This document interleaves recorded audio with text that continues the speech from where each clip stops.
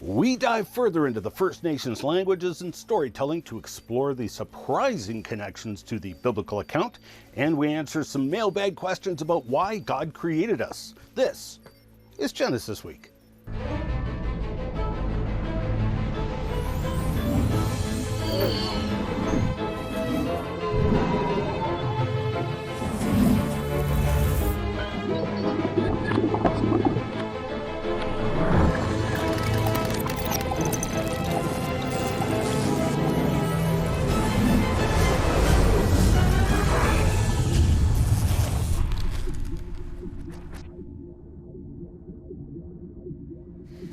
Welcome again to this episode of Genesis Week, the weekly program of creationary commentary on news, views, and events pertaining to the Origins controversy, made possible by you, the supporters of CORE Ottawa, Citizens for Origins Research and Education.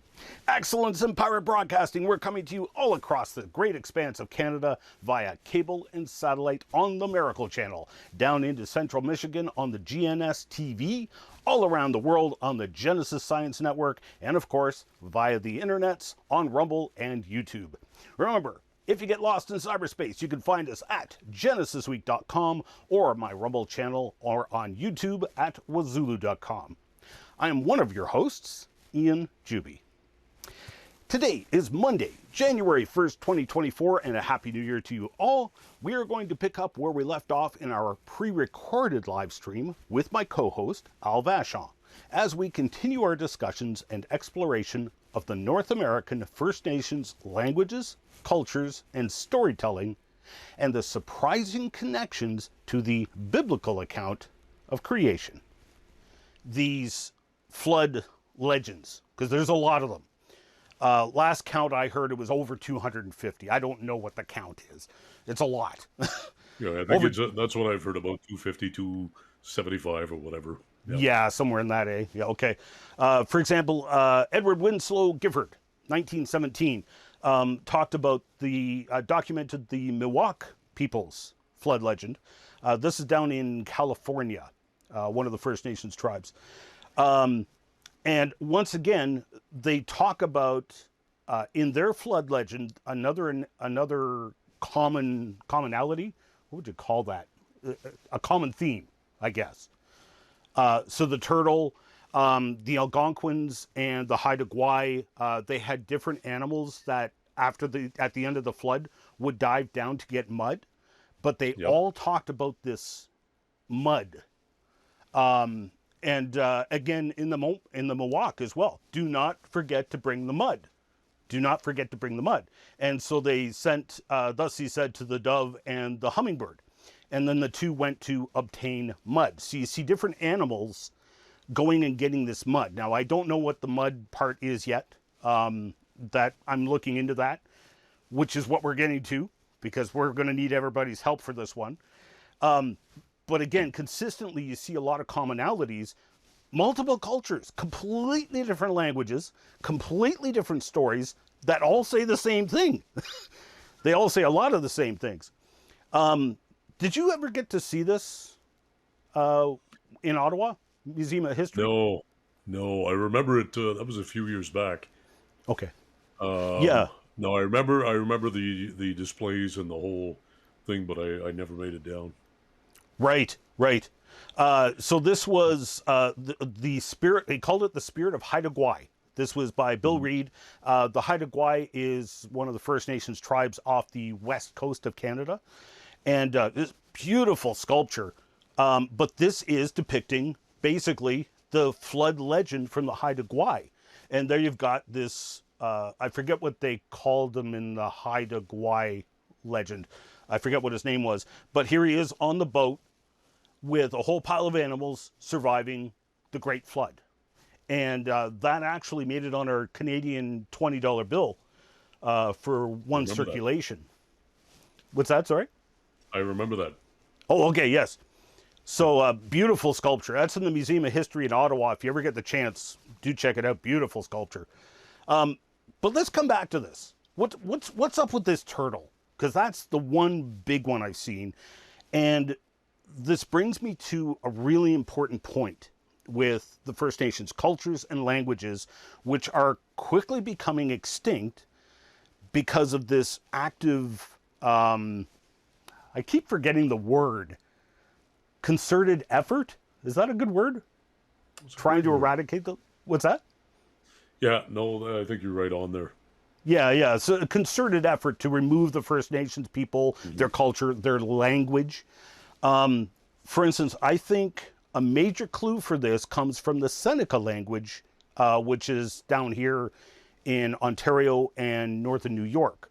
Now, currently, there's only an estimated 25 people in the whole world who are somewhat fluent in the Seneca dialect and language. 25. So this should set up alarm bells because the language is becoming extinct. And so we're going to lose all this critical information. If you take a look in the original Seneca language, the name for the everyday turtle is Hanoa.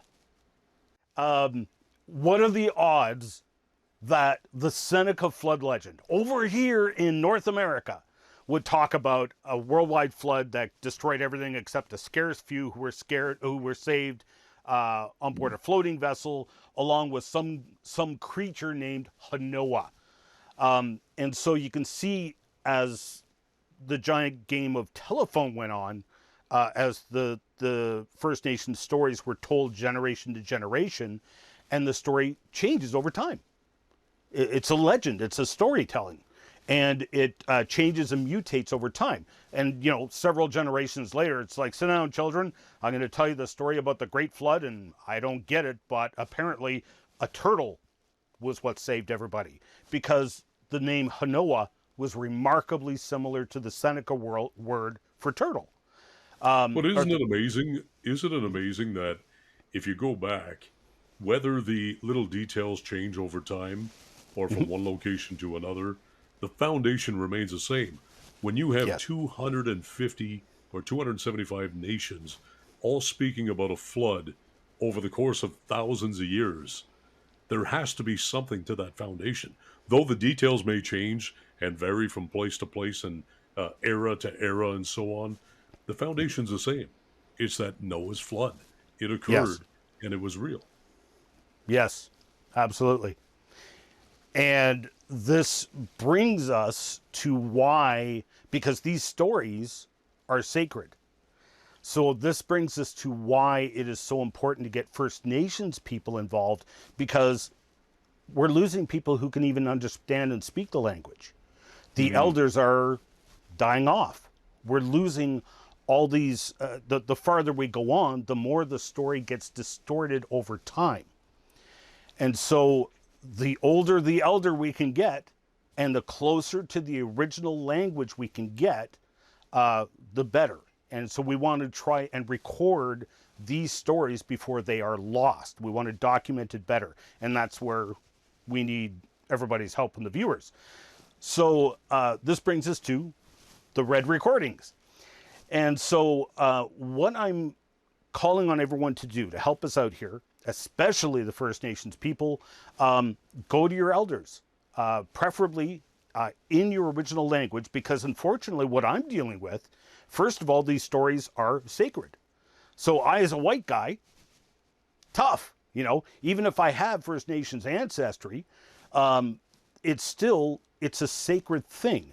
And Hmm. when we get to it next week, that's one of the reasons why things like the Red Record are so rare. It was because of an unusual set of circumstances where a tribal chief gave this doctor, the birch bark writings of their story. It was a sacred thing, but he saved his life. He saved the chief's life. So Right. he gave them this gift, right? Whereas the First Nations people, it's sacred. You have access to it. And it would also encourage the preservation of your original language, of your original cultures.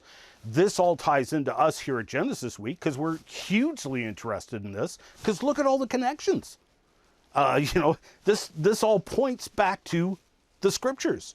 It's not a white man's Bible. It's a Jew's Bible, basically. So it's not even our book. It's not even our culture. So at any rate, the red recordings, what I'm proposing is the First Nations people, if you can, please go to your elders and videotape them, preferably saying whatever stories they know, your cultural stories and legends and myths. Record them on video in your original language. If at all possible, please provide an interpretation, a translation. So have the elder, if they're willing, tell the story on video, and just have them say a few sentences, then translate it into English, because what we're dealing with here is we're on the outside. All I have to work with are all these First Nation stories that have already been translated into English. That is virtually useless to us, because you will not see things like the original Seneca word for turtle. If I hear that in a story in the original Seneca language, and I hear them say, yes, they were all saved with Noah, well, the conclusions are going to be obvious, but you have to hear it in the first language, in the original language of the storytelling. And it's a cultural thing, too. Whereas the English translation, it calls North America Turtle Island. It doesn't call it Hanoa Island. Hanoa Island changes everything. But all we have to work with is English. So this is why we want to record it as much as possible in the original First Nation languages. By the older the elder, the better, because they will have... help me out here, Al. How would you put that? They're older, so they have the story closer to the beginning, less... They'll have, yeah, and they'll have, the older they are, they'll have more direct input from elders before them. Yes, and right? also the generation before them. Yeah, and this applies also to cultural things. We mentioned the river winds, so things like the drum beating and the singing. Who would have known? Who would have thought that a bunch of First Nations guys going over and practicing their cultural singing over in Israel would lead to this? Like that's pretty startling to have Jews remarkable. come up. Yeah, I mean that's but how did that happen? They were singing, practicing their culture, their cultural songs, their ritual songs, and they were singing it in their original language. So we wouldn't have known that except they had gone over there and done that. Who would have thought? I certainly never would have guessed. And so this is why even things like the traditional songs and the rituals, even those are important because they have their foundations in truth. So it's been distorted over time, but the farther you go back, then you get to the original purpose of the traditions, the stories, the songs, because they would tell stories in song, even. Now, I have a question for you. When it comes to this kind of task or this project, what is the best course of action for people listening to take? What would be the steps, or what would be the best course of action to start rolling this project out, maybe in their communities or the people that they know and stuff? What would you suggest is the best way to proceed? So if you actually manage to film some of your elders or whatever, you can also drop me a line, and if it's close enough, or I might be coming by. This is a long-term project, so by all means, drop me a line, get in touch with me. You can email us, comments@genesisweek.com. Apparently that email address went dead and I didn't notice. Forgive me. It's up and running now. And or you can tag us on Twitter or X @GenesisWeek, or on Facebook @Core Ottawa. That's the Core Ottawa Facebook page, or on Rumble, rumble.com/user/Ian Juby. Find one of the videos, maybe this one, and leave a comment down there, or if I can make a suggestion, perhaps record your story and upload it to YouTube. That would probably be the easiest way, because that's all you can do. Do it on your smartphone. You don't even need to edit it, really. It's just record it and upload it to YouTube. Way you go. So I would suggest put it up on YouTube, or alternatively, you can say put it in Dropbox and try and send me the link. But if you want to keep it private and unlisted, just put it on YouTube as an unlisted video and send me the link to comments@genesisweek.com. Also on YouTube, so you can go to wazulu.com or youtube.com/wazulu. Will also take you over to my YouTube channel, which is the Genesis Week YouTube channel. And so anyway, that's how you can get in touch with us. So hopefully I might be able to come and record, and I would bring cameras and a microphone, and we can just arrange it that way. Or if you can record it yourselves, that would be best, because then we're not restricting it to wherever I happen to be. And I don't have to travel ridiculous distances. Regardless, this is a long-term project. By all means, please keep in touch with us over this. Just reference the red recordings. And I want to, as much as possible, document this, make it all available online as much as people are willing to share, and try and preserve this history, this cultural, the languages, before they are lost to extinction, really. The Complete Creation video series is just that, an exhaustive look at the science, philosophy, and theology behind the creation-evolution debate. In this 40-part series, Ian Juby walks you through the debate, starting with the philosophical premises and limitations of science, then the surprising history of evolutionary and deep-time beliefs. You then walk through the evidence for creation from biology, geology, physics, paleontology, and archaeology. Chances are, any questions you have about the creation-evolution debate is answered in this video library. The series is both entertaining and educational, and suitable for personal study or homeschoolers. This 40-part series is available on a 20-disc set in either standard definition DVD or high-definition Blu-ray, and is on sale now. Order your hard copies today online at our store at ianjuby.org.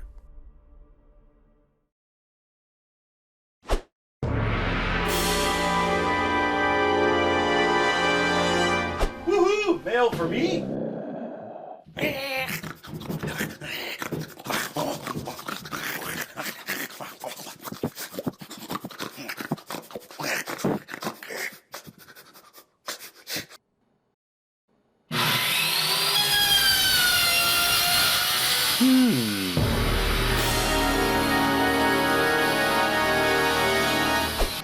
Our mailbag this week comes via a very circuitous route, literally past person to person, putting Canada Post and the Pony Express to shame. Nancy wrote a series of really good questions which are fairly common, but I realized I had never addressed them on the show. So, for the benefit of all, I'll answer a couple of her most excellent questions. Why did God make us humans in his image? How come he made us such a violent species? Does God or any apostles tell of the reason God created so many different humans in areas around the world?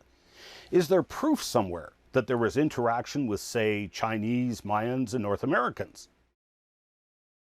Thank you, Nancy, for putting into words what so many are asking. I will respond to the very last question in part, because we literally just addressed that question in part in this very episode and in the previous episode, where we were exploring the unexpected connections between different cultures, peoples, and languages, with a specific focus on the First Nations cultures here in North America, where effectively these cultures refer to North America, or all the land of the earth, as the Noah land, effectively naming the land after Noah, who first saw all of the lands of the world after the Great Flood, which had submerged all that land. And now, Thousands of years of the game of telephone later, because the name Noah is remarkably similar to the First Nations word Hanoah, which is the Seneca word for turtle, the name of that land became known as Turtle Island. This is now prolific throughout the North American First Nations peoples. Now, there's actually way more to this with surprising connections all over the world, like pyramids. The most famous ones, of course, are found in Egypt, but you find pyramids literally all over the world, including China, the Mayans, and even the First Nations mound builders here in North America who were building pyramids made out of dirt. Imagine my surprise the first time I ever got to see an Indian burial mound, and I was stunned. I was aware of the connection of cultures around the world with pyramids, and I had read of Indian burial mounds for many years. But then to actually visit one and to see that it was actually a pyramid too. But I want to leave that for now and focus in on your first question, because I'm going to run out of time here. So this first question, why did God make us humans in his image, is actually a fairly common question, and it's a good one. We do find the answer in the Bible, specifically in the book of Revelation, where the Apostle John gets a view into heaven. The 24 elders fall down before him that sat on the throne, and worship him that liveth forever and ever, and cast their crowns before the throne, saying, Thou art worthy, O Lord, to receive glory and honor and power. For thou hast created all things, and for thy pleasure they are and were created. He created us because it gave him pleasure to do so. You see, we humans were created with creative abilities. I am a robotics engineer. That's what I went to school for. I got my start as a kid building robots from scratch with parts from machines that I'd scavenged from the dump. Why did I build these robots? Because it gave me pleasure to do so. Then I went to college for robotics and taught it for many years at the world's first summer science camp. And today I teach robotics online. Notice that people who design and build robots have a tendency to make androids. Basically, robots in their own image. We want to build robots that look like us. And as we just discussed in Genesis Week episodes 4 through 7 with artificial intelligence, we are most blown away when the AI behaves like a human. So our ultimate creation would be a sentient, self-aware android which had free will in our image. We could converse with it, teach it, have fun with it. It would almost be like a child to us. In 1 John 4:8, the apostle tells us that he that loveth not knoweth not God, for God is love. In order for us as human beings, or our androids made in our image, to truly understand what love is, we have to have the ability to both give and receive love. We have to have the ability to give and receive hate, the opposite of love. We have to have free will in order to choose between giving love or giving hate. So here we can get a glimpse into the mind of our Creator by using our creative abilities to create, life, so to speak. Notice that we have a desire and tendency to do exactly what the Bible says God did in Genesis. And God said, let us make man in our image, after our likeness. So God created man in his own image. In the image of God created he him. Male and female created he them. The problem is, when you give humans the ability to choose evil, then, as we saw with Adam and Eve, they chose evil. And it's interesting your question about why God created people to be so violent, because this was not God's original plan. When he created Adam and Eve, he placed them in the garden and gave them very simple instructions. Enjoy the beauty of the world and each other, which had neither violence, nor death, nor any evil. Enjoy it, and do not take of the knowledge of good and evil. They chose to know evil. It had nothing to do with the fruit. It was the act of eating the fruit, disobeying God's one simple instruction to not know evil. And they chose to know evil. You'll please notice that all throughout the creation account, animals were specifically designed to eat plants. You'll also notice that this violence in the earth was the very specific reason that God brought the judgment of the great flood of Noah upon the earth. In Genesis 6, over and over again, we read that this violence, which has started in man and spread to the whole world, including the animals over which man was placed in authority, this violence was a corruption of the creation. It was this violence that man chose that warranted extreme judgment, where the Lord destroyed all air-breathing life on earth, except for a scarce few who were saved on board the ark, built by a man who simply obeyed the Lord. That Bible also warns us that another judgment is coming, a judgment at the end of time, and Jesus Christ himself, whom the Apostle John states in John 1 verses 3, he is our creator.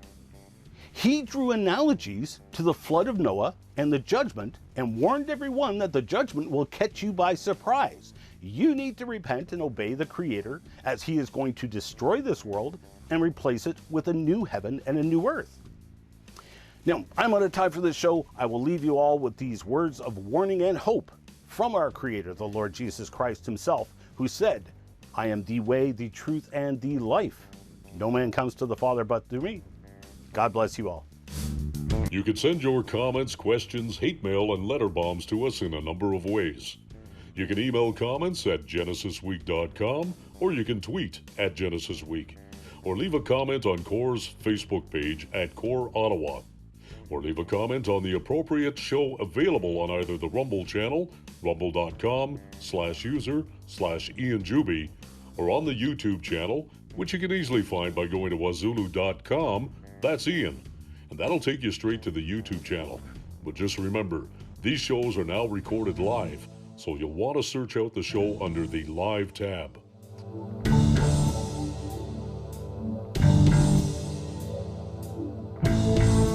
We need your support to keep this program on the air, so please pray for us. And if you wish to financially support the program, Canadians can make a tax-deductible donation via PayPal online at ianjuby.org/donations, or you can mail a check written out to CORE, Canada North, Post Office Box 72075, Ottawa, Ontario, Canada, K2K 2P4. And thank you for your support.